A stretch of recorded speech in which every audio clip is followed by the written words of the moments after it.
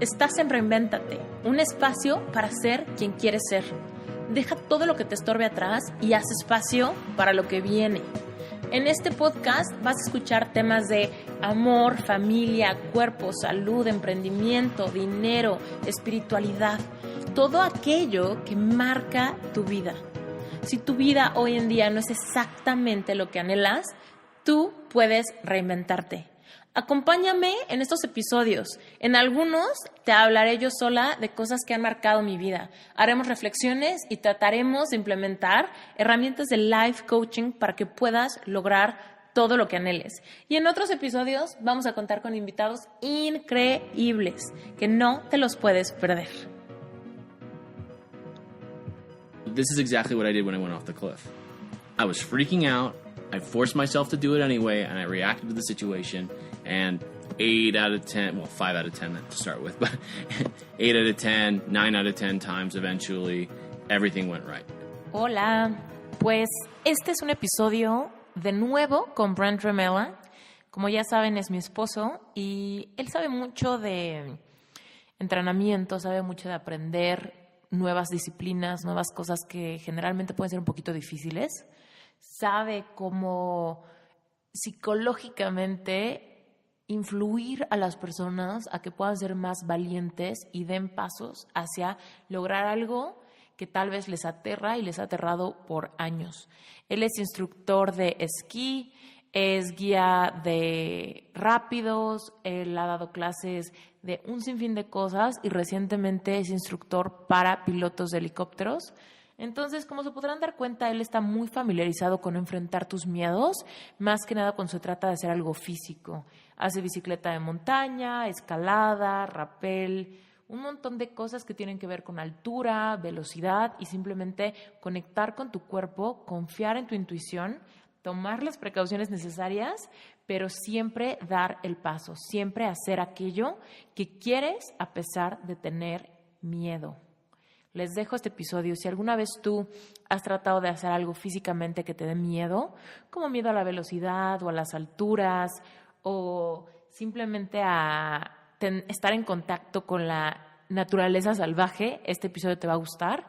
Y también si tienes miedo a otras cosas más humanas, como miedo a hablar en público, miedo a vender, miedo a ofrecer tus servicios, miedo a hacer networking. Muchas veces no le llamamos miedo como tal, pero sentimos cómo nos intimidan ciertas acciones que nos pueden estar constando en nuestra vida profesional o en nuestro camino al emprendimiento, ¿sale?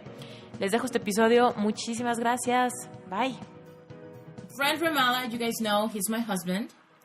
And I wanted to bring him back to the podcast because he has a lot of good ideas and thoughts about the whole teaching something or learning new things, the challenges that come when you are just trying to do something that scares you maybe, or something that you haven't done in the past, or something that is very critical to you to accomplish a bigger plan, right? And so I wanted to talk to him about this so that he can share like how he processed that kind of stuff and how he like advises other people when he's instructing or teaching or like whatever it is. He's inspiring somebody else to do something. And I have been like, I know kind of how he does it. And I feel like there's a lot of value in it. So I want him to share about it. Anyway, Brent. Yeah. So should we start by talking about like how you teach or like how you became an instructor for many things? Or should we start by how you started learning things when you were like a kid and you started getting into challenging sports and things like that? You know, we can really do both at once. All right. Start it off, and then we'll figure out a direction to branch in. Okay. All right. Cool. The reason I kind of want to start with both is because we all have had those teachers that are absolutely inspiring, right? Those coaches, those teachers that make us want to be a version of who they are, right? Because they have such passion for it. There should be more of those. There should be more of those, right? Because it's kind of like that one teacher. Right. No? And so how I learn is, I mean, obviously we all learn the best from those teachers. And that's the kind of coach and teacher that I want to become, and I hope I have become in a lot of areas.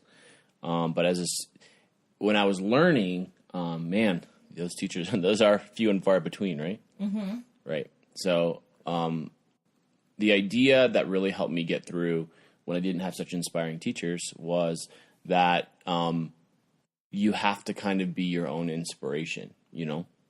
Yeah. But how can you be your own inspiration when you are not inspired? You know? You have to trick yourself. You manipulate your own mind. That's really the only way. And you know, I'm really guilty of this in just stuff that doesn't interest me at all. You know, our awesome American liberal arts education requires us to take, you know, at least 3 semesters of full course load of just absolute bullshit classes that we don't care about, right? Okay, so for everybody that is not from the States, can you explain us real quick, like, what is this? Like, why do Americans, when they go to college, they still need to learn things from other disciplines? Right, so our entire nation in the United States of America has decided on what's called a liberal arts education. And what a liberal arts education basically talks about is they want to produce well-rounded people is kind of the mantra, right? So that means that if I'm coming out, no, if I'm coming out of high school and I know I want to be an engineer, I can't just go to be an engineer. I also need to do art history and music and geology. And the theory behind this is that you know, when students are exposed to a variety of things, they are going to have a broader base of knowledge to bring to their career field, or maybe they even have a change of heart and they discover something a little different that they want to do. And that totally makes sense to me. It's just that in Mexico, for example, we do it up to high school. Right. Right? We do learn all these things from many disciplines to develop this, like, basic cultural knowledge. Or not cultural, I don't know, like this diverse knowledge. Yeah, a diverse, broad base of knowledge. Yeah, and the other countries do it a little differently. You know, in New Zealand and Australia, it's very common to have a gap year where right after high school you take some time and travel, go around, maybe work a job, see what you want to do. That way, as you settle into kind of your adult skin, you have a better direction on where you go when you go to university. But I want to make a little parenthesis here. That's what I did when I finished high school. I wanted to take a year off, and that's where I met Brent, because I went to this internship in the U.S. called the Honor Academy, and it was kind of like me taking a year off to make sure what I wanted to do in my life. It was just a Christian internship to do that, and that's where I met Brent. Yeah, I was in it for the chicks, but yeah. Yeah, whatever. So anyway, so that's kind of the idea behind a liberal arts education is a broad base of general knowledge will help a person be more rounded in the long run. I don't ascribe to that, but it's what they do. And when I'm in some kind of class, like for instance, this past semester, my final semester of college, actually, I was in like film studies. I thought it was going to be a really great class and, you know, watch a bunch of really interesting movies and kind of learn what the breakthrough revolution was. It was the most garbage class I've ever taken in my, it was an absolute, I felt like $2,000 was stolen from me personally by taking that class. Right. Yeah. And so, you know, the original idea that we were talking about here is how do you stay motivated in those things? It's never about the thing, right? It's never about the thing. It's always about, what you're getting out of it, right? I did not care about this film class at all, right? And there were a lot of people who just stopped going, who didn't do the work, would take, you know, maybe barely scrape by if they passed the class at all, and maybe they would pass something else. I was on scholarship. I couldn't afford to have low grades, you know? And so I'm sitting there, you know, in my house one day going like, okay, like, how am I going to get motivated for this class? And the reality is that The class was uninspiring. It was poorly taught by the laziest professor I've ever seen. But hopefully he's not listening. I hope he is listening. But I wasn't there for film. I was in college for flying. And I knew that this was a necessary step that I had to walk, a necessary path I had to walk in order to get to my ultimate goal, which is a degree and a job flying helicopters, right? And a lot of things in our lives can be that. They can be this huge obstacle standing in our way. And being, whenever we focus on the obstacles that are in our way, they seem much bigger than they actually are. Yeah, and I want to say something real quick right here. Because I see a lot of, like, creative people, like, that are into arts or design or that kind of thing. Yeah. That are very good at that and don't want to go through the legal things, like rights and permits and, like, all that kind of thing. That is also, like, usually boring to creative people, right? Right. In my case, it was very, very annoying to me to deal with taxes and all that. Uh-huh. And so, yeah, that for me was kind of like going to this film class, like something that feels useless and dumb and complicated. And right. I was very resistant to it, but you kind of have to do it in the long run. If you learn, you're going to make your life easier. Well, yeah, and the cool thing for the taxes and all that stuff is at least that gives you some utility in the long run. Yeah. You know what I mean? Like, yeah, your thing is kind of weird. Agreed. But anyway, okay. So yes, when you're doing something that is kind of pointless, but it's kind of like a requirement, yes, you need to keep your eyes on the prize that is not that class. It's actually just like doing it so that you can keep going towards where you want to be. But I want to talk about the things that you do want to accomplish. You do want to get it, but you have to learn. You have to pass through getting out of your comfort zone, pass through fear, insecurity, vulnerability, fear of speaking. In my case, like, I want to learn to do so many things, you know? Right. But it sounds cool. It seems cool. Right. But when you're on it, it seems so big and so... What's the word when something is just intimidating? Yeah. And then what do you do there? Well, the thing that kind of helped me, I guess, get over that intimidation, because I've certainly faced that a lot in my life. Like with what? Give us an example.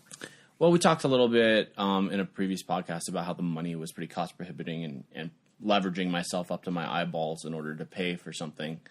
You know, that's pretty intimidating. Speaking in front of a bunch of people used to be very scary to me. Math numbers are always still very scary to me. There's just a lot of little things that get in people's way, but a little thing made into a big thing can be an ultimate thing for some people. A little thing that stands in your way, if you let it stand in your way, becomes a big thing. And if you let it continue to stand in your way, it becomes an ultimate thing. It's the nail in the coffin of whatever your dream is, right? So it's just, for me, overcoming these obstacles has really kind of, it's embodied by the idea that success is only for the bold. And I know that may sound like a little bit of a cliche, but anything worth having, anything worth doing, any experience worth experiencing isn't going to be easy. It's not. What do you mean by bold? Brave? Or what? Yeah, brave, courageous. I mean, it just, you have to look at those things that are going to get in your way, those things that are intimidating you or holding you back, and realize that success is on the other side of them. And if you're not willing to at least go attack the obstacle, you're never going to get where you want to go. Yeah. Right? Jim Carrey had a viral hit of this commencement speech he gave about how his dad was a great comedian, but he always played it safe, and he failed playing it safe. At the end of the day, after putting so much hard work into what he was doing to play it safe and feed his family and stuff. He still got fired. He was still unemployed. He still couldn't feed his family, right? And Jim Carrey, in his commencement address you can find on YouTube, talks about you can fail playing it safe just as easily as you can fail going after what you want to do. So why not fail big? Why not at least fail doing that thing that you're passionate about? That was really impactful to me when I saw it, and it kind of has been a little bit of the basis for how you overcome those obstacles. It's just like, I'm afraid of speaking in front of people. Cool. That sucks. That's a crippling fear. What is it, like 8 out of 10 people would rather die than have to speak in front of people or something crazy. It? Yeah, I think that's, I probably made that up, but it's some crazy statistic to that effect, right? Yeah. But, if you want to be a corporate raider, you're going to have to speak in front of people. If you want to make a bunch of money taking over businesses and buying them because you have a really sharp and bright mind for business, you're going to have to give board meetings. You're going to have to give shareholder meetings. You're going to have to address the public, maybe press conferences. Who knows how famous and influential you're going to be, right? So guess what? You're going to have to start talking in front of people. And you're going to suck at first. It's going to be terrible. But what's the way to do it? Just like suck it up and do it? Yeah. What's wrong with sucking it up and doing it? I don't know. Like, is there any I don't know. Like, so fear can become paralyzing, right? Right. So when I was learning to get good at skiing when I was a kid, and I wanted to start jumping off cliffs on my skis like all of my heroes did in the ski movies, and for probably two seasons, I would do all my research, see what the landing was like, make sure the snow conditions were good, and I would ski to the top of the cliff, and I would ski around it. I would not jump off the cliff because I just couldn't. If I sat there or stood there and thought about it and tried to force myself to go off the cliff, like mentally, I couldn't do it. Nobody can. Nobody can stand up to their fear like that, I think, and just say, no, I'm going to do it. They can't. So I tricked myself. I would do all my research beforehand, wait for a good snow day, and I would never go to the edge of the cliff. I would never go to the edge of the cliff. I would stand back 15 feet, 20 feet, right? Do the Jedi mind trick, empty my mind of all thoughts, point my skis towards the cliff, and not allow myself to think about anything until I was already in the air. Then I would land and ski away, and my adrenaline would be pumping. And the first couple of times it wasn't very pretty when I went off of it because I was totally reactionary. I wasn't set up in the way that you're supposed to go off a cliff. I just hucked my meat off of it, landed it, skied away, and it was fine. And I landed a bunch of them, and I crashed and burned a bunch of times, but I'd already done my homework, so I knew it was going to be fine, even if I crashed. And by that. Have you ever panicked? Yeah, of course. In the air. Half the times I crashed, it was because I was just freaking out in the air and flailing like a fish out of water. Oh, okay. But the point is that I never. The difference is that I would stand at the top of the cliff those first 2 seasons, and I'd think about all the things that could go wrong. And what the benefit was to me personally to do it. And do I really want to be able to do this? And is it really that important to me? And on and on.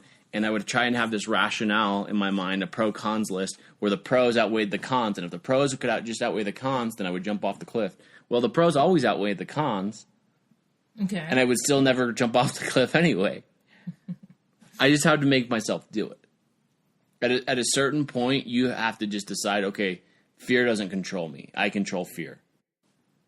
Come hell or high water, this is what I'm doing. I don't care about the consequences. I'm going for it. Okay.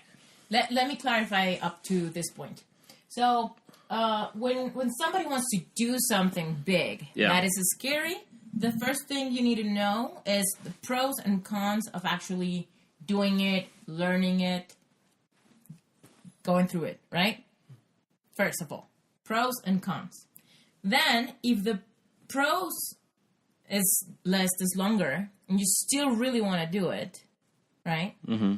Then, yeah, you get clear about why is it that you want to do it. Yeah. Yeah? Okay. And then you make yourself do it. And then in the end, there's nothing to it but to do it. Yeah, you gotta go for it. But here's the thing. At no point was I not scared. You know what I mean? To this day, when I jump off a cliff, I'm still scared when I go and do it. Is it that you kind of like transform fear into excitement? No? No. No? No. Here's the thing. Everybody's looking for this. He's a masochist. No, I hate it. No, here's the thing. It's everybody wants to find this silver bullet that's going to be like, oh, aha. Yeah. That's what I'm trying to dig out. That's what you're trying to do. And what I'm telling you is there's no silver bullet.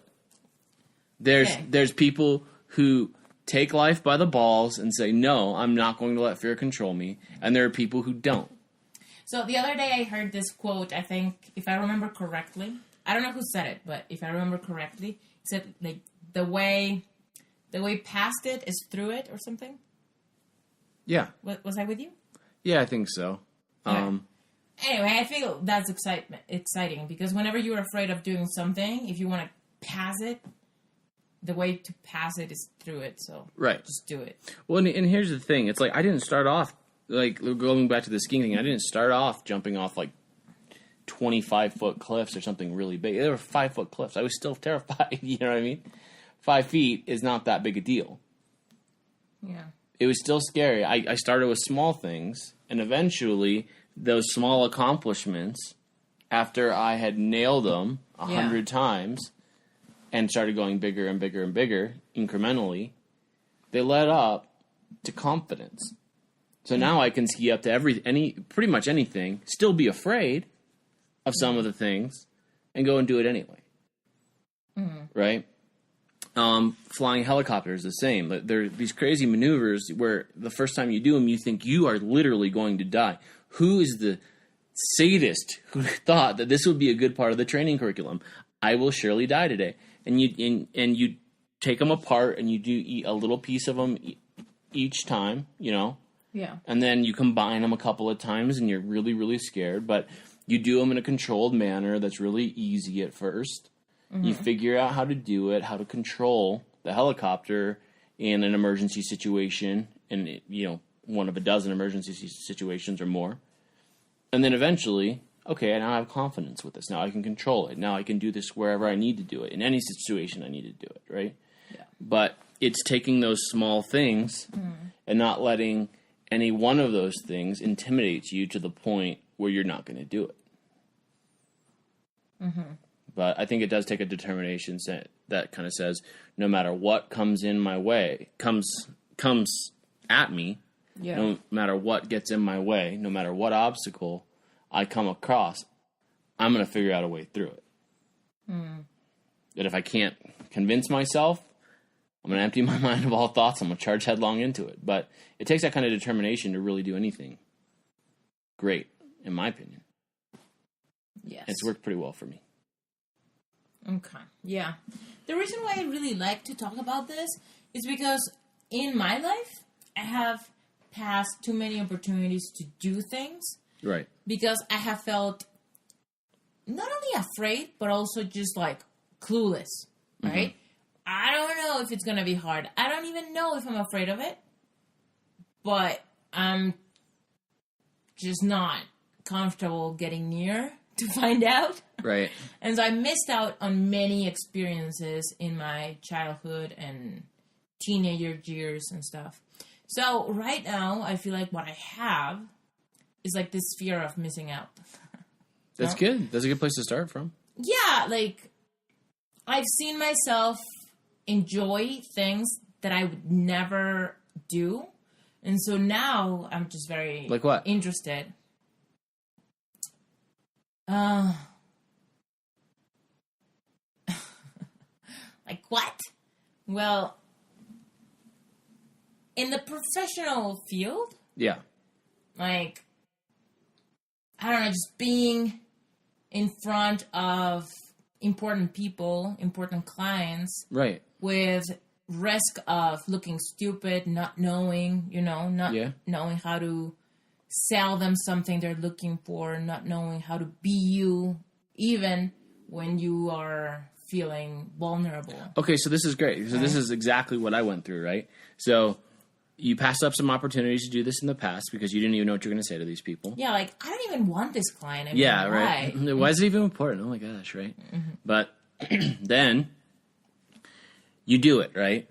And I would be willing to bet a substantial amount of money that your first meeting, you were freaking out before it. Were you not? With like somebody that you felt like was really important, right? Yeah. And did you kind of like, were you just basically hoping you knew what to say when the time came? Yeah. Okay, so this is exactly what I did when I went off the cliff. I was freaking out. I forced myself to do it anyway, and I reacted to the situation, and 8 out of 10, well, 5 out of 10 to start with, but 8 out of 10, 9 out of 10 times eventually, everything went right. This is exactly what you did. Yeah. You forced yourself to do it. Yeah. Yeah. And that's in the, like, intellectual fears, like, oh my gosh, am I going to look inexperienced, or am I going to look like a badass and they're going to hire me, right? Just the fear of looking dumb. But there's also the fear of just doing something physical that I don't know if I'm going to be agile enough, to jump or whatever, Like, and just like, this is a story that I have like shared a million times, but never here. So one time I went with Brent to Tulum, which is just south of Cancun. Yes, south of Cancun. Everybody in Mexico knows where it is, but for everybody else listening. So there's cenotes, right? And there's an open cenote called Jardín del Edén. Yeah, the Garden of Eden. And so it's an open cenote where you can jump into, right? And so Brent was suggesting to me to jump. So a cenote, for our gringo friends, is like kind of like a sinkhole where the earth has some volcanic rock that had like a cavity beneath it. Water usually erodes and disintegrates the ionic bonds with the lime and the volcanic rock, and it sinks. It creates a sinkhole. And usually that fills with crystal clear water from a spring that comes underneath it. And many of them are caves. But this one had an open top. Imagine it like the biggest, most beautiful tropical swimming pool of your entire life with 10 to 15 foot walls all around. Yeah. So, anyway, this one is open, right? And you can actually, like, the ceiling fell into it. Right. And that's why there's a lot of, like, beautiful vegetation underneath. That's why it's called Garden of Eden. Mm-hmm. Because cenotes are usually in the, like, it's a cave, right? So in the shadow, less vegetation grows. And because this one allows sunlight, then it has a lot of fish and awesome stuff. Anyway, so Brent was like suggesting to jump and all these things. And so here I am trying to not to be so afraid that I missed out on so many experiences. And so he was alluring me to do this. And then I'm like, okay, I'm going to do it. But then the feeling of fear that I had up top was a fear of, I really don't trust myself to do this good. I'm going to fall on my face. It's going to hurt. Or whatever, right? It's about a 15-foot jump into the cenote, into the water. Yeah. And so, first timer, I don't jump on things. Like, I never done it in my life. I don't like that. But here I am wondering, do I really not like it? Or just, I have never done it and I'm afraid to learn to do it. Yeah. And so, the lack of trust in somebody's ability, and it doesn't matter if it's mental or physical, right? Mm-hmm. Here I was like, okay, I don't trust myself in like jumping correctly, doing this right, because I have never done it. Anyway, so the fear of jumping, the fear of heights was very like real to me. I wanted to like cry or laugh or throw up or something. I ended up doing it anyway, like he says. So I was like, okay, I'm not going to be this like weak person that walks down because she just didn't jump. And so, the fear of missing out, right? I did it. And then as soon as my head was above water after jumping, I was like, oh, it wasn't that bad. It was actually good. I jumped fine. Nothing hurts. Everything is awesome. It was, dare I say, fun. And then Brent says, do it again. And so I'm like, all right, I just did it, right? So it was very fresh. Just the whole, it was fine. It was very fresh in my mind and in my body. So I was like, cool. So we walk around the cenote to get into the jumping area again. And then the same amount of fear just built up again. Like, as if I hadn't done it. Right? Yeah. And so, I don't know. For those hearing, like, the reason why I'm sharing this is because when you want to do something that you're very afraid of, that you had never done before, it's going to take more times to do it. And long story short, I did it a third time, and I was the same amount of fear built up again.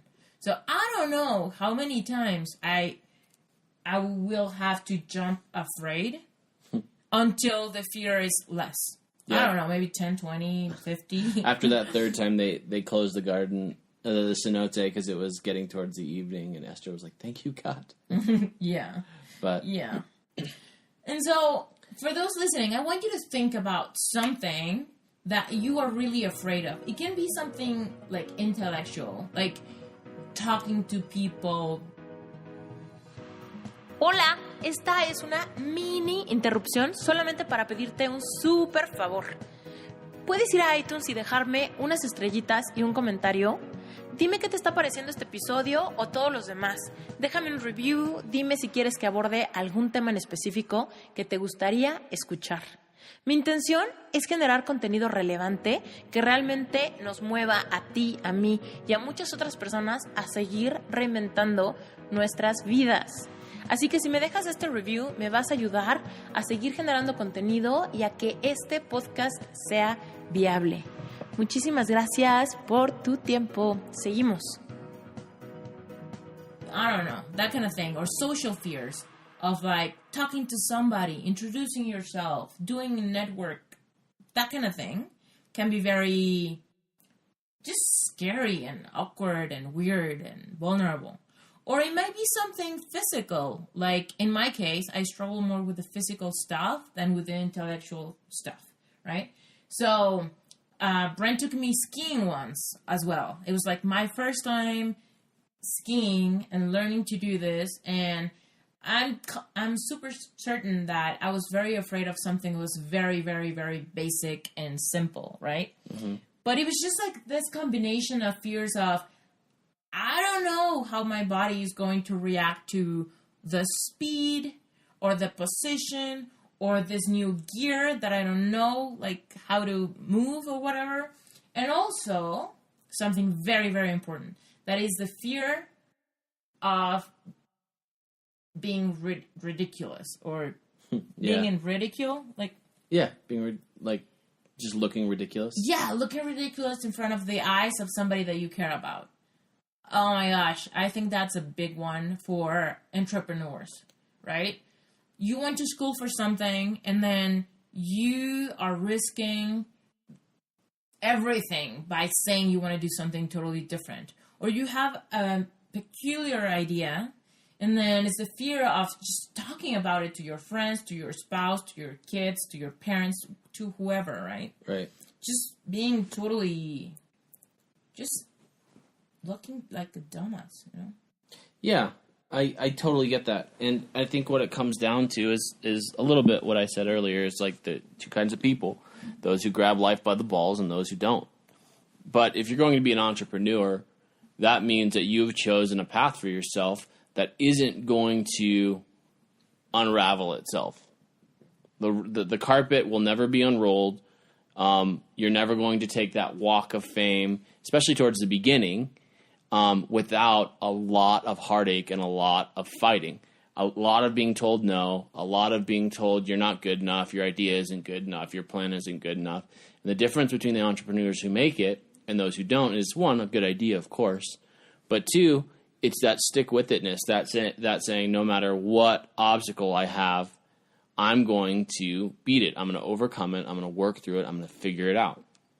like it's not a red carpet walk. It's more like hacking through the jungle. Yeah. Right. And so I feel like so many entrepreneurs that I meet, usually through you, Esther, they want funding. They want to build an app, have it be the best app that anybody has ever seen, and then sell it for $2 trillion. And then that's it, and that's just not the way it works.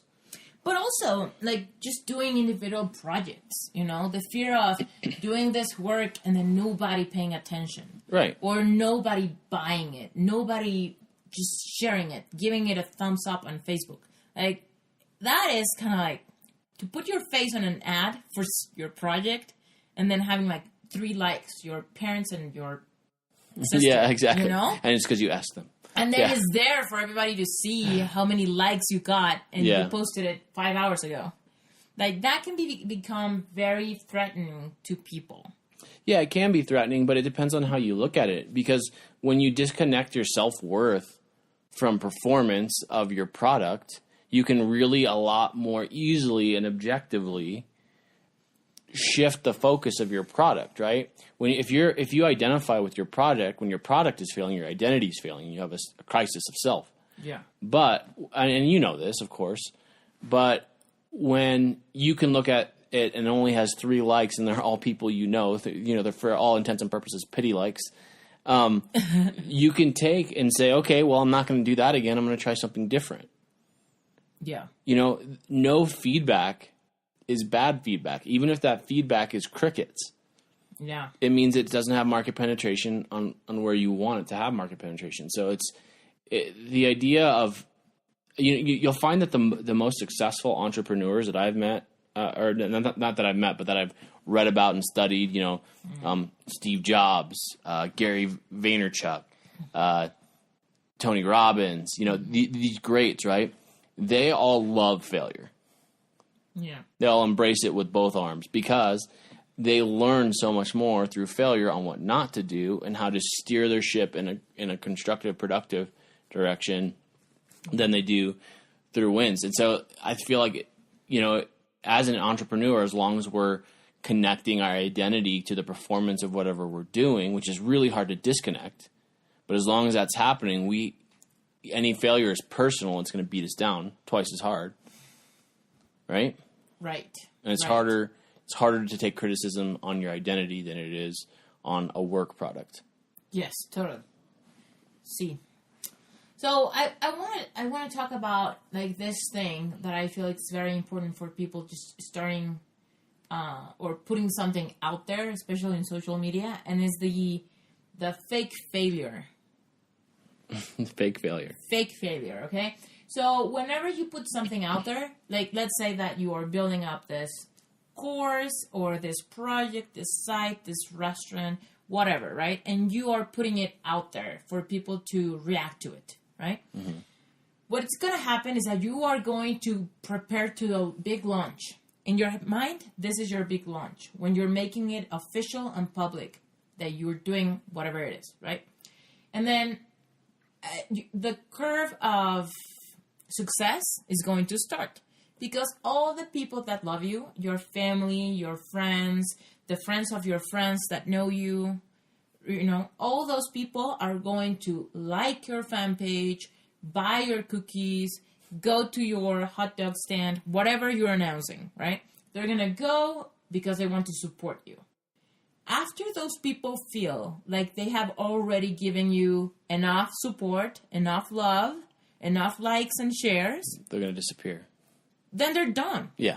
Right? Yeah. And then your little curve of success is going to stop at 120 fans or 40 likes or 10 shares or whatever it is. Depends on how social and popular you are, right?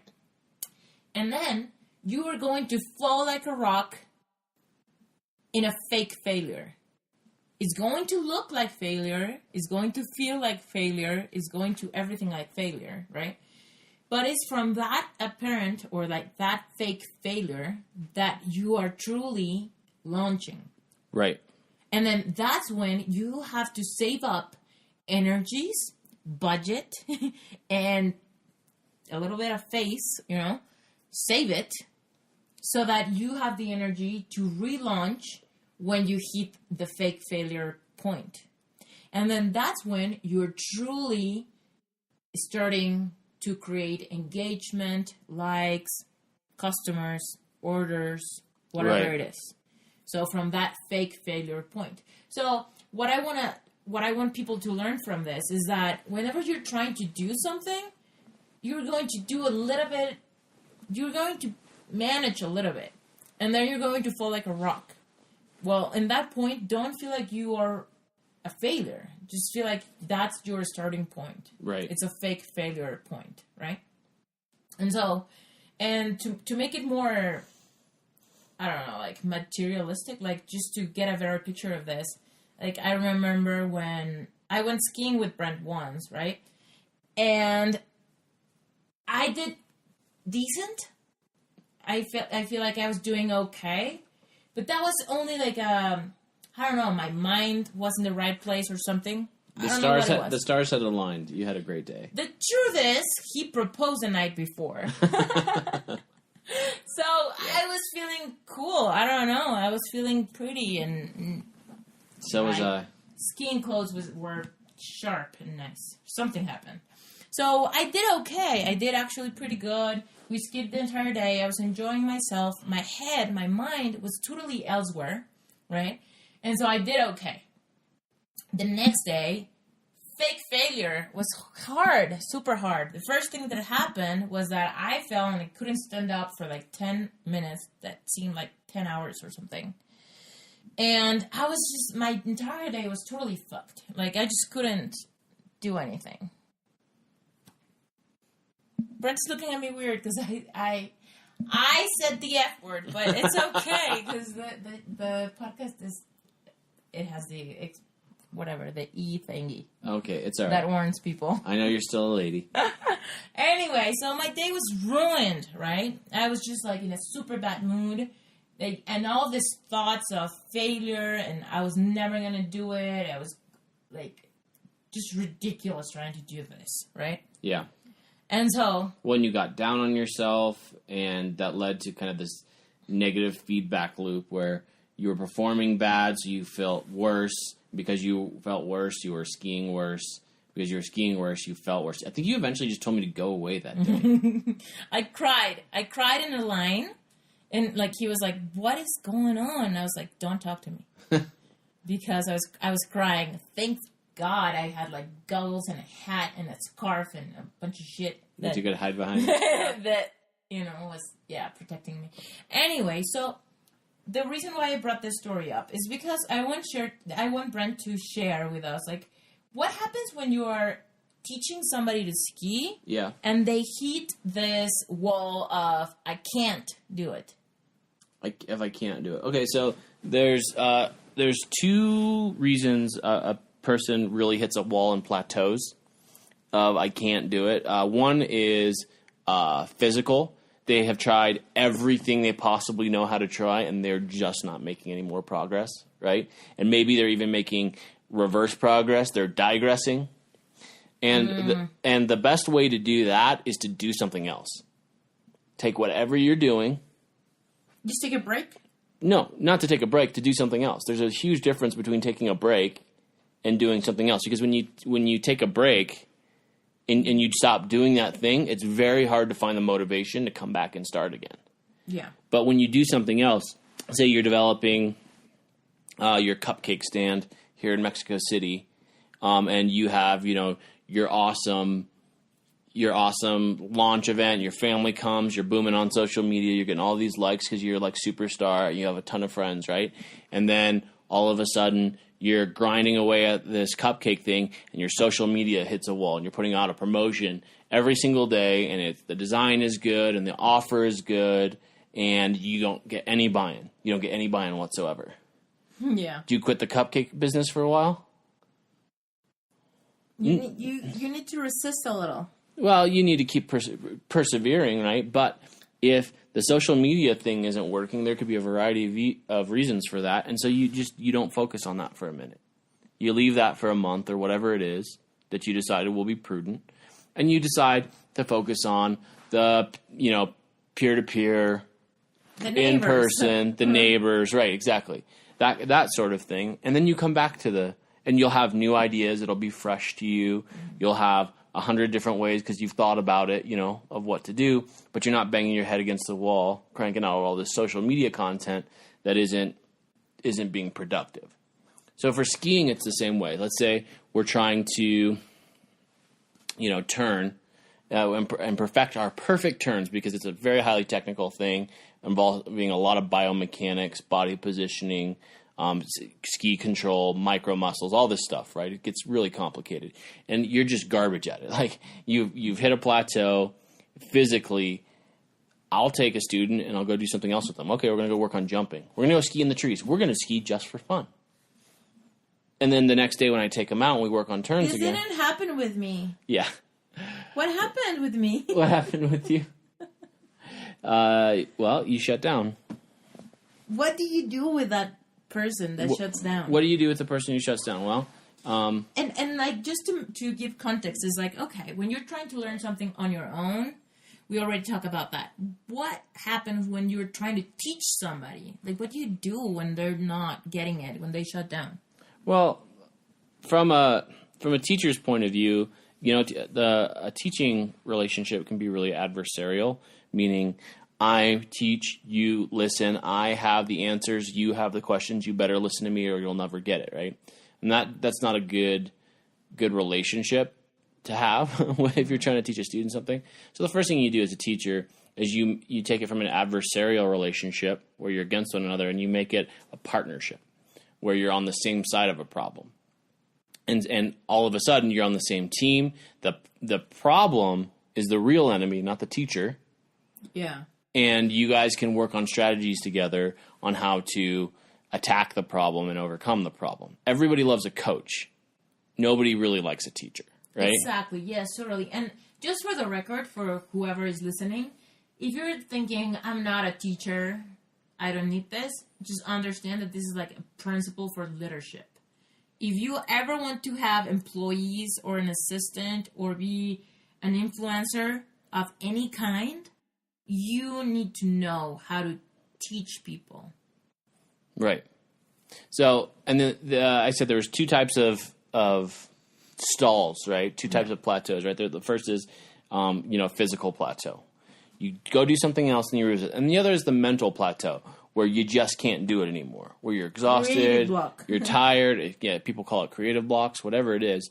And the way I deal with that with students when it comes to rafting or skiing or in the helicopter is you always got to keep setting in front of them what they want to do, right? For instance, for me, when I was flying helicopters, I was really intimidated by off-airport landing. So helicopter's awesome because you can land it wherever you want, but it's not that simple, right? You have to figure out if the helicopter fits there, if it's a good idea, if there's a slope, because you don't want the helicopter to tip over.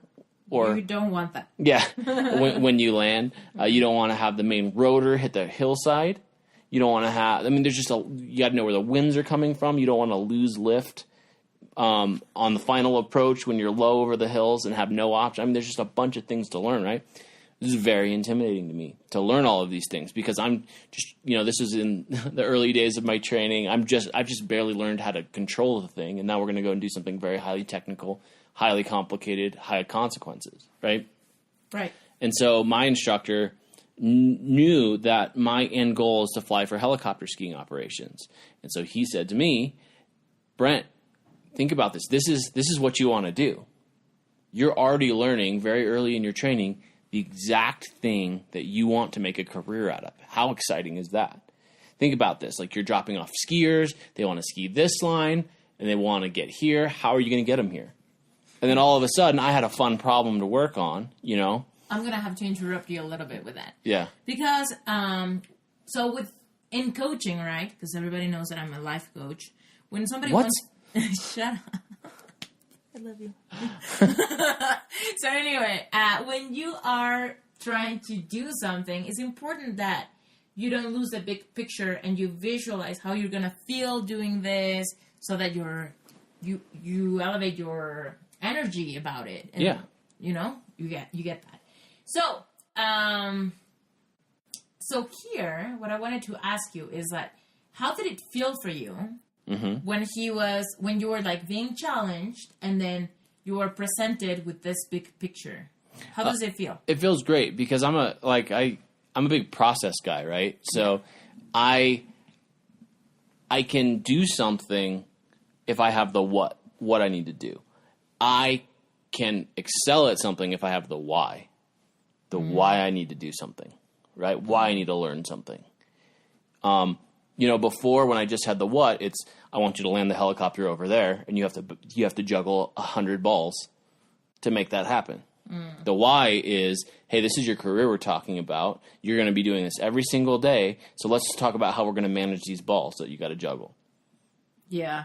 It's so much more inspiring, right? Yeah. And I think that's what an inspiring leader does, is he keeps that why clearly in focus. For you, when we were skiing, we took a break, had a beer. You finally opened up. I'm pretty sure it was tequila. But yeah. You opened up about what was going on in your head and mind, right? And we talked about it. We set forth the why. Like, it's not important that you're good all the time. Yes. It's important that you get back up. It's not important. And we're going to have so much fun. Like, I've already had so much fun with you today. We had a blast yesterday, and I really tried to kind of reframe the why we were out there. Yeah. It wasn't so you can be an awesome skier. It's so we could have fun building our relationship and memories together. Yeah. And you got a lot better after that. Yes, I did. And so just for the sake of really building empathy for those of you that are like thinking, no, but that sounds like fun. And what I am going to do is very, very scary and not fun, Right. For those of you that are thinking that, just understand that it's different for every person. So something that for you may be like just easy peasy because you are, I don't know, a daredevil when it comes to doing something physical, and then you're not relating to this. Just think that for me, this was like crazy scary. Yeah. And I was feeling very, very vulnerable.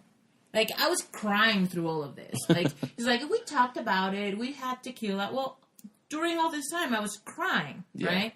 And I was just, like, trying to understand my emotions and trying to be smart about it and just trying not to fall down the rabbit hole of I suck, right? Right.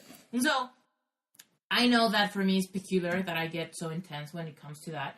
But for others, like, just picture your fear and understand that you are allowed to be vulnerable and crying like a baby or mad or rude or whatever it is, whatever your reaction is, just see it and understand it and then identify it as something that you are trying to get rid of and unblocking and all this right, stuff. and try and channel that in a healthy direction. Yeah. And then the last thing I wanted to mention, that's something that really helped me, actually, when it came to public speaking.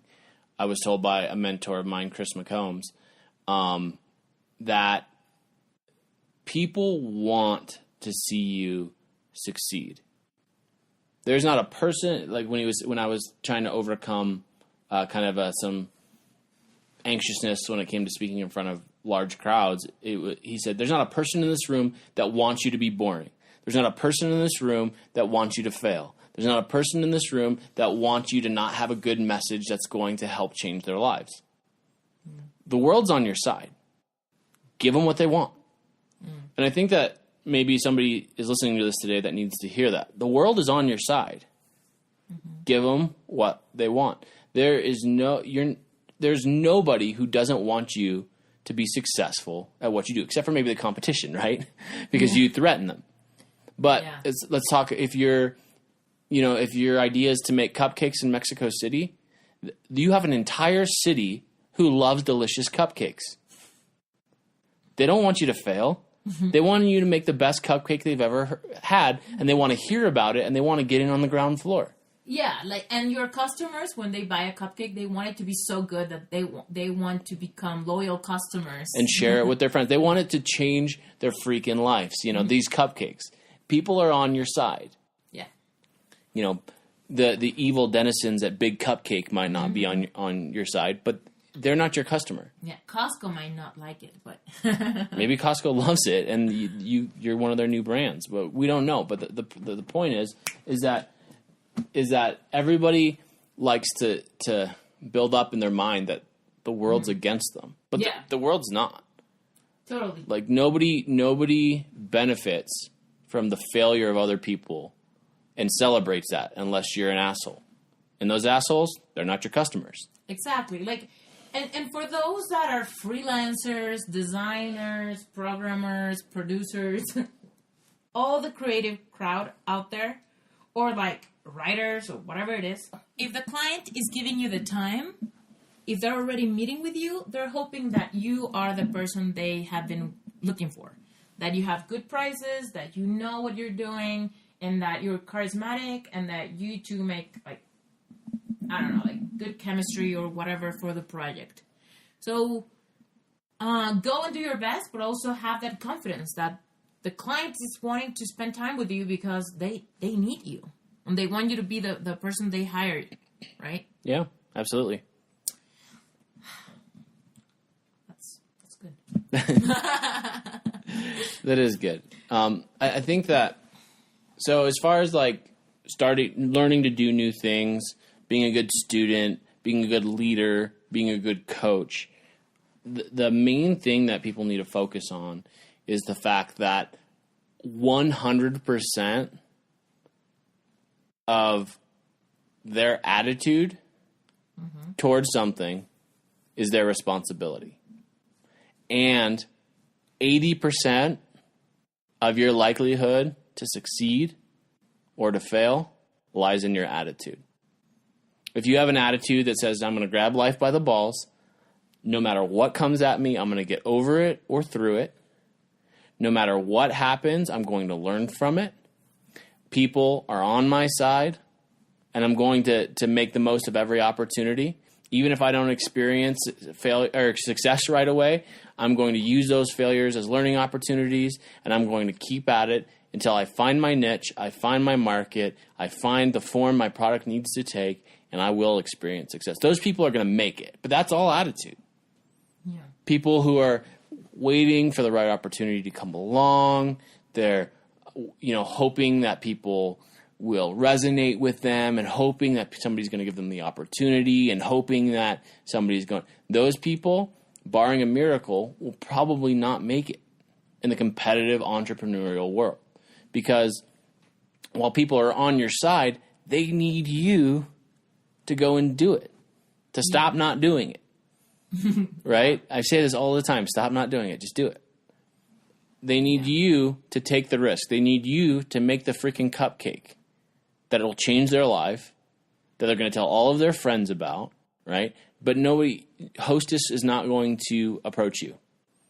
Or Bimbo down here in Mexico, right? Yeah. Bimbo's not going to approach you. It's Hostess. What's Hostess? Yeah. Yeah. Like, the Cheesecake Factory will not be beating down your door. You got to have the balls to go do it. Yeah. So before we wrap up, yeah, I want you to share like I don't know, like a good story of somebody that you were teaching to do something. Mm-hmm. Because for those of you that don't know Brent, like he teaches a bunch of stuff. He does a bunch of stuff.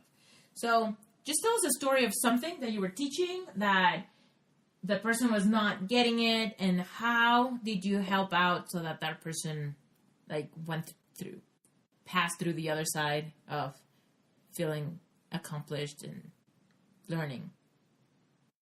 Well, this is very hard because I'm an extraordinarily good teacher, so usually they get it the first time. No, I know that you have encountered annoying people, annoying students. Yeah, that's something totally different. But well, annoying in the fear area, like right. Where they're like so afraid that they're like, no, I can't, I don't want to, that kind of thing. That kind of thing. I've had a lot of those kinds of students, and I've experienced success with nearly all of them. And the reason I can do that, and nothing really sticks out to me in particular, is because I was incredibly committed to their success. that means that I wasn't tying my ego up with if they could learn or not, right? Mm-hmm. Whether it's been rafting, teaching something in the aviation world, in skiing, teaching difficult concepts. I've tutored. I've done a lot of things, right? And he also tried to teach me to climb. Yeah. And that success is yet to come. But yeah. But the thing is that if you really want to coach somebody, if you really want to teach somebody, it's not about you, it's about them, right? And overcoming their fears, their anxieties, making sure they get what they need to experience success. And that means that you have to be really agile as you teach them. You have to be quick on your feet. You have to be able to see what the person needs, to see what the person is doing wrong, see what type of person it is and how to respond in kind to that person. If you're with a really type A personality, you can you can be a little bit more like, hey, stop doing that. Mm-hmm. But if you're with a really meek and mild person, they may love skiing just as much as a type A person, but you have to say, hey, you're doing a really good job, very good job. But I noticed when you did this, it didn't quite work out for you. I think I have some tips that might help you out in future situations. They're totally different approaches. They're saying the same exact thing, right? Yeah. Taking a person and correcting their body stance. You may try 24 different tricks before one lands and it clicks in their head. Oh, this is what I'm supposed to be doing. Teaching people to become mentally strong. A lot of times the physical is just a manifestation of the mental. Being able to see that and delineate what the difference is and see what needs to be worked. I mean, we could go on forever and ever and ever. But the point is that as a coach and as a leader, your job is to put as many tricks as possible into your bag that you can pull out for any person. And make sure that you're focused on the client, the employee, the guest, whatever it is, mm-hmm. and making sure that you're there to serve their needs. Does that make sense? Yes, it does, totally. So, when you get your own ego caught up into it, nobody wins.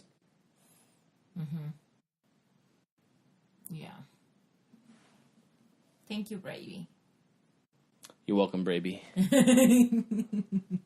That was Brent and Baby at the same time. It's a thing. Look it up. No, thank you very... I'm going to cut that off. You're going to cut what off?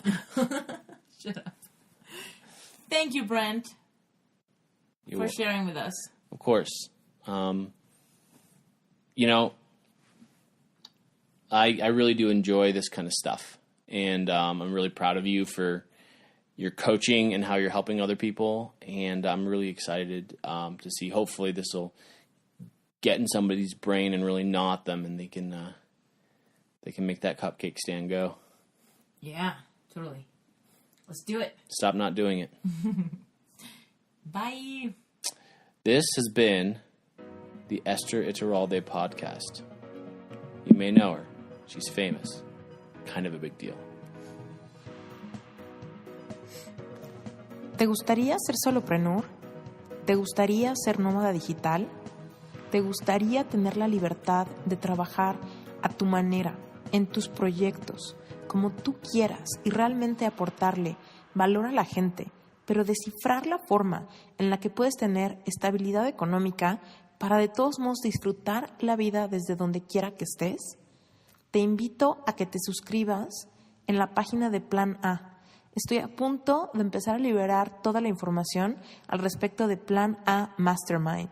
Va a ser un espacio para un grupo selecto de personas decididas. Plan A Mastermind, próximamente. Gracias por haber escuchado este episodio. Si quieres saber más de cómo trabajar conmigo, te invito a varias cosas. Por un lado, si quieres recibir coaching personal, tengo varios paquetes que ofrezco en esteriturralde.com/ Coaching. También puedes ver ahí las conferencias que doy, talleres grupales y te puedes suscribir a mi newsletter. En esa newsletter te van a llegar a tu correo recordatorios cuando haya nuevas entradas a mi blog o nuevos podcasts. Así que si te está gustando esto, déjame tu correo, te prometo que te voy a mandar puras cosas interesantes y nada de spam. Por otro lado, si no conoces dalealclavo.com, te invito a que te metas. Este curso solamente lo vendo un día al mes. Así que si te interesa, métete de una vez, regístrate para que te llegue un recordatorio de cuándo va a ser esa fecha misteriosa cuando lo vendo. Es un curso increíble que te va a ayudar a filtrar tus ideas. Así que si todavía no sabes realmente qué quieres hacer o cómo puedes alcanzar tu propósito, este curso te va a encantar. Y lo mejor de todo es que ahí en el home, en dalealclavo.com, puedes escuchar los primeros 2 episodios gratuitos. Así que mi intención es que si esos 2 episodios te gusten, sepas que seguramente todo el curso completo te va a encantar y es un buen uso de tu dinero. Pregúntate, ¿qué te gustaría hacer? ¿Eres un emprendedor? ¿Eres un solopreneur? ¿Te gustaría ser un nómada digital y trabajar desde donde quiera que te encuentres? ¿Eres un freelancer y quieres trabajar desde tu casa? ¿Quieres ser un influencer y realmente quieres propagar tu mensaje? ¿Eres un coach o maestro de algún tipo y quieres empezar a compartir tu mensaje a gran escala? Y por último, si eres un emprendedor, si tienes un negocio y necesitas un branding que realmente resalte tu personalidad, métete a rocketcomunicacionvisual.com. Ese fue mi primer emprendimiento, es mi despacho de diseño y me encantará poder colaborar contigo. Muchísimas gracias por todo. Yo soy Esther Iturralde, emprendedora mexicana, life coach y podcastera. Gracias por haber escuchado este episodio. No olvides dejarme un review y hasta la próxima.